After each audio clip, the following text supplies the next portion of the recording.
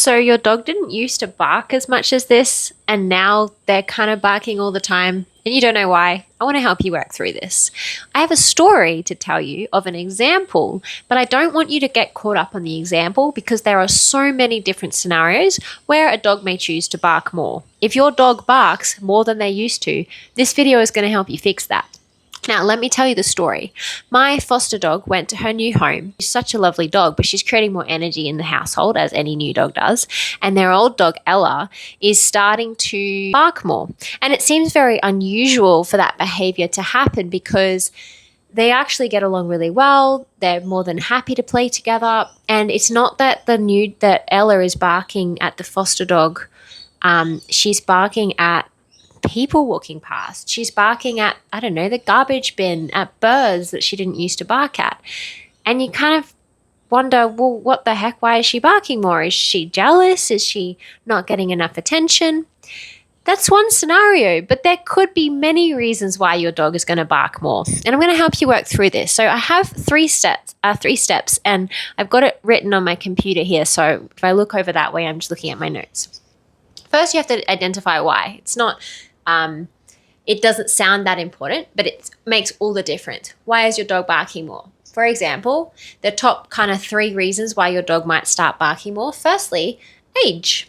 If you have a 6-month-old dog who wasn't very loud and noisy, by the time they hit 9 months, 10 months, 11 months, they're going to start hitting fear periods, curiosity stages, and uncertainty stages. So suddenly what used to not be a big deal to them, like a garbage bag floating down the street, is suddenly enough for them to kind of get a bit freaked out and start reacting. Age can also create more energy, which means your dog is more likely to have a lot of energy that they didn't used to have as a puppy. Your lifestyle might be that it worked well for the puppy stage, but now you need to get out of the house more and you haven't. And so it's creating more excess energy in your dog, which then translates to them going, well, I'm bored, I'm going to bark at this and I'm going to bark at that. The second reason why your dog may bark a lot is an introduction of a new stress in the home. So that could be a really common one is moving house, and not just moving house where now they can see things on the street and they didn't used to, but moving house in the sense that the move itself creates stress for your dog.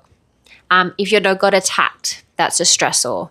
If they've recently been sick for a long period of time, if they have gone off their food and lost a bit of weight while you're trying to find something that they will eat, if you have had a partner in the house and the partner's moved out, an introduction of a new child into the home.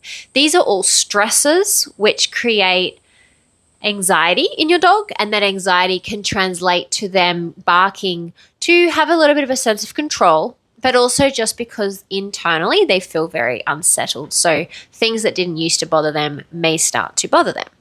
And the third common reason why your dog may start barking, and this relates to the foster dog moving into her forever family, is more energy going out and less rest coming back in.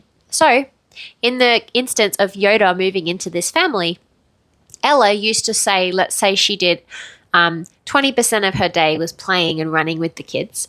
Well, now 50 to 60% of her day is playing and running with the dog and the kids. So the dogs are always together. So that means that constantly they're play fighting, running around, fighting for each other's attention. In fact, you could say that Ella is going through too the stress of a change in the house, a new dog, and hyperactivity because now she's not getting as much rest as she used to because she's doing more. This also may relate to you if you've picked up a new dog sport or you've changed work, so now you can take your dog out more, or you found a new dog park and so you've started to frequent the dog park every day.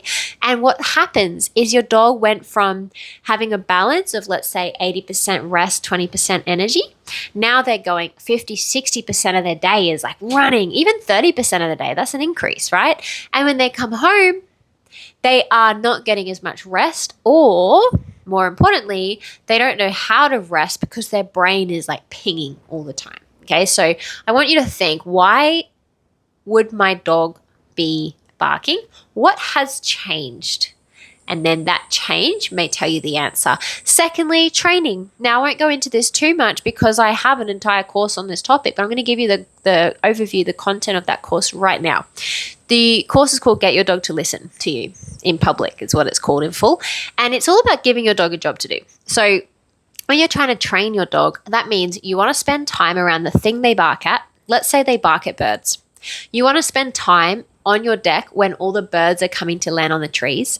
And during that time, you want to give your dog a job to do. So you might work on some training with them whilst the birds are fluttering about to give them something to focus on.